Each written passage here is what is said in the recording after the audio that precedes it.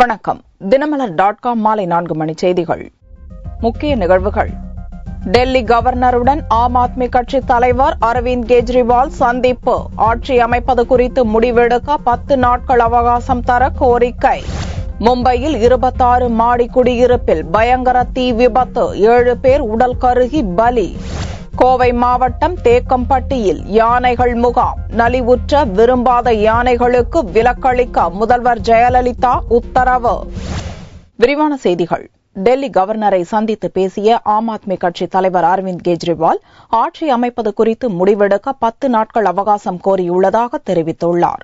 டெல்லி சட்டசபை தேர்தலில் எந்த கட்சிக்கும் மெஜாரிட்டி கிடைக்கவில்லை. 70 தொகுதிகளை கொண்ட சட்டசபையில் பாரதிய ஜனதா 31 இடங்களையும் ஆம் ஆத்மி கட்சி 28 இடங்களையும் பிடித்தன. ஆட்சி அமைக்க 36 இடங்கள் தேவை என்ற நிலையில் ஆம் ஆத்மி கட்சிக்கு நிபந்தனையற்ற ஆதரவு அளிக்க காங்கிரஸ் முன்வந்தது. கவர்னரை சந்தித்த பாரதிய ஜனதா கட்சியின் சட்டசபை தலைவர் ஹர்ஷ்வர்தன் பெரும்பான்மை இல்லாததால் ஆட்சி அமைக்க விரும்பவில்லை என்று மறுத்துவிட்டார். இதையடுத்து கவர்னர் நஜீப் ஜங் அழைப்பை ஏற்று சனிக்கிழமையன்று காலையில் அவரை ஆம் ஆத்மி கட்சி தலைவர் அரவிந்த் கெஜ்ரிவால் சந்தித்தார். அப்போது ஆட்சி அமைப்பது குறித்து முடிவெடுக்க 10 நாட்கள் அவகாசம் கோரியுள்ளதாக கெஜ்ரிவால் கூறினார். ஜன் லோக்பால் மசோதாவை நிறைவேற்ற நிபந்தனையற்ற ஆதரவு அளிக்க வேண்டும் என்று காங்கிரஸ் தலைவர் சோனியா மற்றும் பாரதிய ஜனதா தலைவர் ராஜ்நாத் சிங்குக்கு கடிதம் எழுதியிருப்பதாகவும் இத்துடன் 18 பிரச்சினைகள் குறித்து கருத்து கேட்டிருப்பதாகவும் கூறிய கெஜ்ரிவால் இதற்கு அவர்கள் அளிக்கும் பதிலின் அடிப்படையிலும் அது குறித்து மக்களிடம் கருத்து கேட்க இருப்பதாகவும் கெஜ்ரிவால் கூறினார். இதற்காகவே 10 நாள் அவகாசம் கோரியிருப்பதாக அவர் தெரிவித்தார். பாரதிய ஜனதா மற்றும் காங்கிரஸ் கட்சிக்கு மாற்றாகவே தங்கள் கட்சி துவக்கப்பட்டதாக கூறிய கெஜ்ரிவால் அப்படி இருக்கையில் இரு கட்சிகளும் போட்டி போட்டுக்கொண்டு தங்களுக்கு ஆதரவு அளிக்க முன்வந்ததன் நோக்கம் என்ன என்றும் அரவிந்த் கெஜ்ரிவால் கேள்வி எழுப்பினார். காங்கிரஸ் கட்சியுடன் எந்த நிலையிலும் கூட்டணி வைத்துக் கொள்ள மாட்டோம் என்றும் கெஜ்ரிவால் கூறினார்.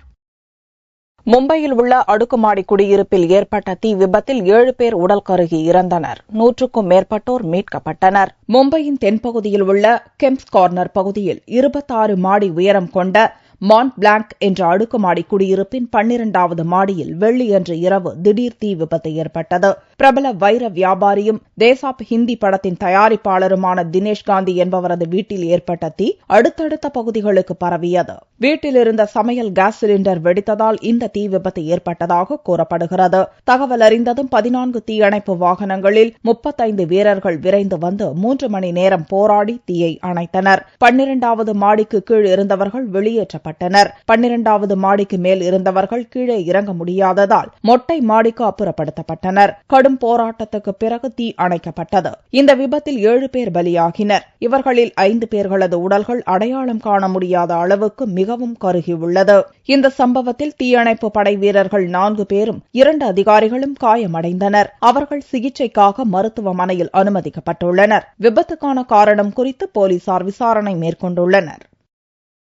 தேக்கம்பட்டியில் யானைகள் சிறப்பு நலவாழ்வு முகாம் நடத்த 78 லட்சம் ரூபாய் நிதி ஒதுக்கீடு செய்து முதல்வர் ஜெயலலிதா உத்தரவிட்டுள்ளார். தமிழக முதல்வர் ஜெயலலிதா சனிக்கிழமையன்று வெளியிட்டுள்ள அறிக்கையில் தமிழகத்தில் உள்ள திருக்கோயில்களுக்கும் திருமடங்களுக்கும் சொந்தமான 43 யானைகளுக்கு 2013, 2014 ஆண்டுக்கான யானைகள் சிறப்பு நலவாழ்வு முகாம் நடத்தப்படும் என்றும், கோவை மாவட்டம் மேட்டுப்பாளையம் வட்டம் தேக்கம்பட்டி வனபத்ரகாளியம்மன் திருக்கோயிலை ஒட்டிய பவானி ஆற்று படுகையில் நடைபெறும் இந்த முகாம் டிசம்பர் 19ஆம் தேதி முதல் பிப்ரவரி 4ஆம் தேதி வரை 48 நாட்கள் நடைபெறும் என்றும் தெரிவித்துள்ளார். இந்த முகாமில் கலந்து கொள்ள உள்ள 43 யானைகளுக்கும் ஏற்படும் செலவு தொகையான 78 லட்சம் ரூபாயை அரசு ஏற்றுக்கொள்ளும் என்று கூறியுள்ள முதல்வர் ஜெயலலிதா முகாமிற்கு வர மறுக்கும் யானைகளை வற்புறுத்தி அழைத்துச் செல்ல வேண்டியதில்லை எனவும், நோயுற்று இருக்கும் யானைகளை முகாமிற்கு அழைத்துச் செல்ல வேண்டாம் எனவும் தெரிவித்துள்ளார். இந்த யானைகளுக்கு முகாமில் வழங்கப்படுவது போன்ற உணவு, மருத்துவ வசதி ஆகியன தற்போது இருக்கும் இடத்திலேயே வழங்கப்பட வேண்டும் என்றும் முதல்வர் உத்தரவிட்டுள்ளார். மீனவர்கள் பிரச்சினைக்கு தீர்வு காண தமிழக அரசு மற்றும் சம்பந்தப்பட்டவர்களுடன் மத்திய அரசு பேச்சு நடத்தி தீர்வு ஏற்படுத்தும் என்று மத்திய அமைச்சர் வாசன் கூறினார். சென்னை சத்தியமூர்த்தி பவனில் சனிக்கிழமையன்று மத்திய கப்பல் துறை அமைச்சர் வாசன் செய்தியாளர்களை சந்தித்தார். அப்போது பேசிய அவர், பார்லிமென்ட் கூட்டத்தில் லோக்பால் உள்ளிட்ட முக்கிய மசோதாக்கள் நிறைவேற்றப்பட வேண்டியிருப்பதால் எதிர்க்கட்சிகள் ஒத்துழைப்பு அளிக்க வேண்டும் என்று கேட்டுக் கொண்டார். 2014ஆம் ஆண்டு லோக்பால் தேர்தலில் தமிழகத்தில் சரியான நேரத்தில் வெற்றி கூட்டணி அமைப்போம் என்று கூறிய வாசன், மீனவர்கள் பிரச்சினையில் தமிழக அரசு மற்றும் சம்பந்தப்பட்டவர்களுடன் மத்திய அரசு பேச்சு நடத்தி நல்ல தீர்வை எடுக்கும் என்றும் தெரிவித்தார். வருகின்ற நாட்களிலே மத்திய அரசு எடுக்கும் முயற்சியிலே மீனவர் பிரச்சினைக்கு நிரந்தர தீர்வு ஏற்படக்கூடிய நல்ல சூழலை ஏற்படுத்தும் என்று கூறியிருக்கின்றோம். வருகின்ற 2014 பாராளுமன்ற தேர்தலிலே சரியான தருணத்திலே முறையே வெற்றி கூட்டணியை அமைத்து மீண்டும் மத்திய அரசுடைய நல்ல திட்டங்களின் அடிப்படையிலே அதை அடித்தளமாக வைத்து வெல்லக்கூடிய நிலையை காங்கிரஸ் கட்சி அகில இந்திய அளவிலே ஏற்படுத்தும். முன்னதாக தமிழக மாணவர் காங்கிரஸ் சார்பில் கட்சியின் செயல்பாடுகளை விளக்குவதற்கான இணையதளத்தை தமிழக காங்கிரஸ் தலைவர் ஞானதேசிகன் மற்றும் வாசன் ஆகியோர் துவக்கி வைத்தனர். உத்தரப்பிரதேசத்தில் கார், மேஜிக் வேன், ட்ரக் ஆகியவை ஒன்றுடன் ஒன்று மோதிக்கொண்ட விபத்தில் சம்பவ இடத்திலேயே 14 பேர் பலியாயினர். உத்தரப்பிரதேச மாநிலம் சித்தாப்பூர் லக்கிம்பூர் சாலையில் வெள்ளியன்று இரவு ஒரு காரும் மேஜிக் வேனும் மோதிக்கொண்டன. அப்போது அவற்றின் மீது ஒரு ட்ரக்கும் மோதியது. இந்த விபத்தில் 3 வாகனங்களிலும் பயணித்த 14 பேர் சம்பவ இடத்திலேயே உடல் நசுங்கி பலியாகினர். जो टक्कर हुई है मैजिक ट्रक और आल्टो 3 गाड़ी की है और इसमें करीब 25 लोग थे प्रभावित, जिसमें 8 लोगों की तो डेथ हो गई है. बाकी और वेरीफाई कर रहे हैं. यहाँ पर अस्पताल में भी जो घायल इनका इलाज कराया जा रहा है. 5 लोगों को लखनऊ रेफर कर दिया गया है ट्रामा के लिए. बाकी पूरा सतर्कता से ढंग से इनका इलाज की पहले व्यवस्था की जा रही है. சம்பவ இடத்துக்கு விரைந்து வந்த அதிகாரிகள் விபத்தில் காயமடைந்த 10க்கும் மேற்பட்டவர்களை மீட்டு லக்னோ மருத்துவமனைக்கு அனுப்பி வைத்தனர். விபத்துக்கான காரணம் குறித்து உடனடியாக தெரியவில்லை. போலீசார் விசாரித்து வருகின்றனர். சேலத்தில் குடும்ப தகராறு பிரச்சினைக்கு நடவடிக்கை எடுப்பதற்காக 10,000 லஞ்சம் பெற்ற பெண் போலீஸ் எஸ்ஐயை லஞ்ச ஒழிப்பு போலீசார் கைது செய்தனர். சேலம் கண்ணங்குறிச்சியைச் சேர்ந்த சுப்பிரமணியும் அவருடைய மனைவி இருசாயிக்கும் இடையே குடும்ப தகராறு ஏற்பட்டு பிரிந்து வாழ்கின்றனர். இந்நிலையில் இருசாயிக்கு சொந்தமான வீட்டை கேட்டு சுப்பிரமணியன் தகராறு செய்ததில் அவருக்கு காயம் ஏற்பட்டது. இதுகுறித்து கண்ணங்குறிச்சி போலீஸ் நிலையத்தில் வழக்கு பதிவு செய்யப்பட்டது. இந்த வழக்கை நீதிமன்றத்திற்கு கொண்டு செல்லாமல் இருப்பதற்கு போலீஸ் எஸ்ஐ மலர்விழி இருசாயிடம் 20,000 ரூபாய் லஞ்சம் கேட்டுள்ளார். இதனால் அதிர்ச்சியடைந்த இருசாயி லஞ்ச ஒழிப்பு போலீசாரிடம் புகார் அளித்தார். அதிகாரிகளின் ஆலோசனைப்படி இடைத்தரகர் மூலம் 10,000 ரூபாய் பணத்தை எஸ்ஐ மலர்விழிக்கு இருசாயி கொடுத்து அனுப்பினார். மறைந்திருந்த லஞ்ச ஒழிப்பு போலீசார் மலர்விழி மற்றும் தரகரை பிடித்து விசாரணை நடத்தி இருவரையும் கைது செய்தனர். லஞ்ச ஒழிப்பு போலீசார் நடத்திய விசாரணையில் எஸ்ஐ மலர்விழி லஞ்சம் பெறாமல் இதுவரை எந்த வழக்கையும் பதிவு செய்வதில்லை என்பது தெரியவந்தது. கைது செய்யப்பட்ட இருவரிடம் அதிகாரிகள் தொடர்ந்து விசாரணை நடத்தி வருகின்றனர். கோவை அரசு மருத்துவமனையில் HIV-யால் பாதிக்கப்பட்ட பெண்ணுக்கு மருத்துவர்கள் சிகிச்சை அளிக்க மறுத்த சம்பவம் பெரும் அதிருப்தியை ஏற்படுத்தியுள்ளது. திருப்பூரில் விகான் திட்டத்தின் கீழ் வசந்தி என்ற பெண் பணியாற்றி வருகிறார். HIV-யால் பாதிக்கப்பட்ட வசந்தி கடந்த மாதம் பேருந்திலிருந்து கீழே விழுந்ததால் அவருடைய இடது கை மூட்டு விலகியது. இதைத் தொடர்ந்து அவர் சிகிச்சைக்காக கோவை அரசு மருத்துவமனைக்கு சென்றார். வசந்தியை பரிசோதித்த மருத்துவர்கள் அவருக்கு அறுவை சிகிச்சை செய்ய வேண்டும் என்று கோரினர். ஆனால் அவருக்கு அறுவை சிகிச்சை மேற்கொள்வது குறித்து தகவல் இல்லாமல் அலைக்கழிக்கப்பட்டார். இதுகுறித்து HIV நலச்சங்கம் மாவட்ட தலைவர் மீனாட்சி மருத்துவமனை துணை கண்காணிப்பாளர் ஐசக்கிடம் புகார் அளித்தார். ஆனால் மருத்துவமனை நிர்வாகம் எவ்வித நடவடிக்கையும் எடுக்காத நிலையில் வசந்தியின் உறவினர்கள் மற்றும் HIV நலச்சங்கத்தினர் அரசு மருத்துவமனையை முற்றுகையிட்டு மருத்துவர்களிடம் வாக்குவாதத்தில் ஈடுபட்டனர். இதனால் அங்கு பரபரப்பு நிலவியது. HIV-யால பாதிக்கப்பட்ட மக்களுக்கு புறக்கணிக்க இருக்கக்கூடாதுன்னு உலக எய்ட்ஸ் தினம் டிசம்பர் 1 அன்னைக்கு எல்லாரும் உறுதிமொழி எடுக்கிறோம். இனிமேல் HIV-யால புதிய ஒரு தொற்று வரக்கூடாது, HIV-னால ஒரு சமூகத்தில் புறக்கணிப்பு இருக்கக்கூடாது, புதுசா ஒரு நபர் இறக்கக்கூடாதுன்னு சொல்லி. பட் அந்த உறுதிமொழி கேட்ட மாதிரி நம்ம மற்ற நாட்களையும் வேலை செய்யணும். HIV-யால பாதிக்கப்பட்ட நபர்களுக்கு அதிகமான தேவை மருத்துவ ரீதியான உதவிகள் தான். அந்த மருத்துவர்கள் HIV-யால பாதிக்கப்பட்ட நபர்களை புறக்கணிக்காம மற்ற நபர்களை போல சிகிச்சை அளிக்கணும். இதுகுறித்து தகவல் அறிந்த ஊடகத்தினர் மற்றும் பொதுமக்கள் மருத்துவமனை துணை கண்காணிப்பாளர் ஐசக்கை முற்றுகையிட்டதால் வசந்திக்கு சிகிச்சை அளிக்கப்படும் என்று அப்போது அவர் உறுதியளித்தார். அதாவது HIV-யால பாதிக்கப்பட்டவங்களுக்கு நாங்கள் என்னோட ஸ்டேட்டஸ் எல்லாம் ஃபர்ஸ்டே சொல்லிட்டேன். ஆப்ரேஷனுக்கு முன்னாடி நான் சொல்லிட்டேன், இந்த மாதிரி இருக்கு, நான் ட்ரீட்மெண்ட் எடுத்துட்டு இருக்கேன் அப்படின்னு சொன்னதுன்னா ஓகே பரவாயில்ல பண்ணிக்கலாம்னு சொன்னவங்க. இன்னைக்கு ஒரு பெரிய டாக்டர் ஆப்ரேஷன் பண்ண முடியாதுமா, ஆப்ரேஷன் பண்ணாம வேற கட்டு போட்டு இது சரி பண்ணிக்கலாம்னாங்க. அதை வந்து எனக்கு ஒரு 3 நாள்லயே சொல்லியிருக்கலாம் இல்லையா? அதுக்கே 25 நாள் என்னை வெயிட் பண்ண வைக்கணும். Orthopaedic head of the department வந்து அந்த பேஷண்ட்டை எக்ஸ்பிளைன் பண்ணி அதில் வந்து சம் மிஸ்கம்யூனிகேஷன், அவங்க 2 பேரும் அவங்க இதை புரிஞ்சுக்கிட்டதுல தவறான புரிஞ்சதுனால அது ஒரு தவறான கருத்து ஏற்பட்டுருச்சு. என்னன்னா ஹெச்ஐவி பேஷண்ட்டுக்கு ட்ரீட்மெண்ட் கொடுப்பதில்லைன்னு சொல்லி.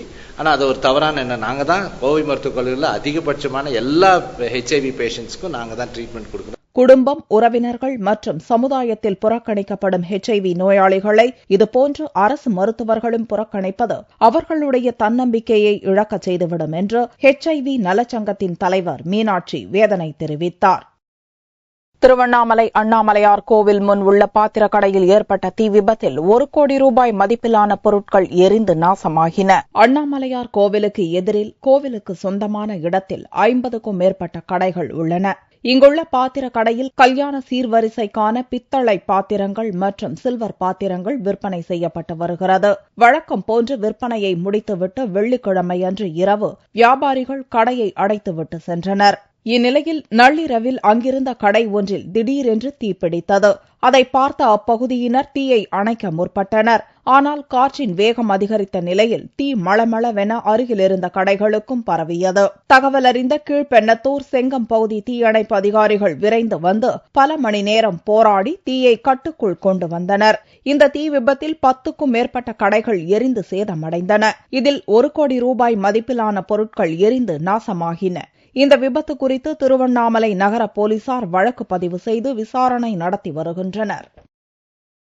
திருநாகேஸ்வரம் நாகநாத சுவாமி கோவிலில் கார்த்திகை கடை ஞாயிறு விழாவை முன்னிட்டு நடந்த தேரோட்டத்தில் பக்தர்கள் திரளாக கலந்து கொண்டனர். கும்பகோணம் அருகே உள்ள திருநாகேஸ்வரம் நாகநாத சுவாமி கோவில் ராகுவிற்குரிய ஸ்தலமாக வணங்கப்படுகிறது. பிரசித்தி பெற்ற இந்த கோவிலில் ஆண்டுதோறும் நடக்கும் கார்த்திகை கடை ஞாயிறு பெருவிழாவிற்கான கொடியேற்றம் கடந்த 6ஆம் தேதி நடைபெற்றது. இதைத் தொடர்ந்து முக்கிய நிகழ்ச்சியான தேரோட்டம் சனிக்கிழமையன்று வெகு விமர்சையாக நடந்தது.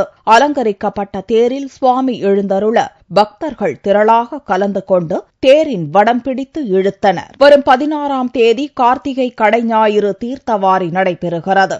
அதைத் தொடர்ந்து விடையாற்றி மற்றும் பூப்பல்லக்கு வீதி உலாவுடன் இந்த திருவிழா நிறைவடைகிறது. தங்கத்தின் விலை சனிக்கிழமையன்று சவரனுக்கு 48 ரூபாய் அதிகரித்திருந்தது. ஒரு சவரன் தங்கம் 22,552 ரூபாய்க்கு விற்பனையானது. 1 கிராம் ஆபரண தங்கம் 2,819 ரூபாயாக இருந்தது. வெள்ளி கிராமுக்கு 50 காசுகள் உயர்ந்து 47 ரூபாய் 20 காசுகளுக்கு விற்பனையானது. பார்வெள்ளியின் விலை 44,140 ரூபாயாக இருந்தது. கோவையில் துவங்கியுள்ள சர்வதேச ஜவுளி கண்காட்சியில் தொழில் முனைவோர்கள் ஆர்வமுடன் பங்கேற்றனர். கோவை கொடிசியா அரங்கில் தென்னிந்திய பஞ்சாலைகள் சங்கத்தின் சார்பில் டெக்ஸ்பேர் 2013 என்ற சர்வதேச ஜவுளி கண்காட்சி துவங்கியுள்ளது. இந்த கண்காட்சியில் ஜவுளித்துறை தொடர்பான நவீன உபகரணங்கள், நூற்பாலை இயந்திர உதிரி பாகங்கள், பஞ்சாலை உபகரணங்கள் போன்றவை இடம்பெற்றுள்ளன. வரும் 16ஆம் தேதி வரை நடக்கும் இந்த கண்காட்சியை தொழில் முனைவோர் ஆர்வமுடன் பார்வையிட்டு வருகின்றனர். இந்த கண்காட்சி தொழில் முனைவோர்கள் மத்தியில் பெரும் வரவேற்பை பெற்றுள்ளது. எலக்ட்ரானிக் ஜக்கெட் வந்திருக்குன்னு கேள்விப்பட்டு இந்த எக்ஸ்போக்கு வந்திருக்காங்க. இதுல பார்த்ததுல இதுவரைக்கும் சீனாவிலிருந்தும் மற்ற வெளிநாடுகளிலிருந்தும் வரக்கூடிய மிஷினரிஸை இப்ப சொந்தமா கோயம்புத்தூர்லயும் குமராபாளையத்திலையும் தயார் பண்ற அளவுக்கு நம்ம முன்னுக்கு வந்திருக்கிறதுல இப்ப ரொம்ப மகிழ்ச்சிங்க. இந்த எக்ஸ்போ வந்துங்க ரொம்ப பயனுள்ளதா இருக்குது. இதுல டிஎஃப்ஓ தயார் பண்ணக்கூடிய, அதாவதுங்க 1 கிலோ அல்லது 1.5 கிலோ அளவு தயார் பண்ணக்கூடிய டிஎஃப்ஓங்கிற டபுளிங் யூனிட்ல வந்துங்க இப்ப வந்து 3 கிலோ 4 கிலோ அளவுக்கு உற்பத்தி செய்யக்கூடிய நவீன இயந்திரங்களை பார்த்ததுல ரொம்ப மகிழ்ச்சி. 234 அரங்குகளில் 70 முன்னணி நிறுவனங்கள் தங்களுடைய அதிநவீன இயந்திரங்களை கண்காட்சிக்கு வைத்துள்ளனர். இந்த கண்காட்சி மூலம் 100 கோடி ரூபாய் வரை வர்த்தகம் நடக்கும் என்று தென்னிந்திய பஞ்சாலை சங்கம் எதிர்பார்ப்பதாக கண்காட்சியின் ஒருங்கிணைப்பாளர்கள் தெரிவித்தனர். மீண்டும் செய்திகள் இந்திய நேரப்படி இரவு 8 மணிக்கு. வணக்கம்.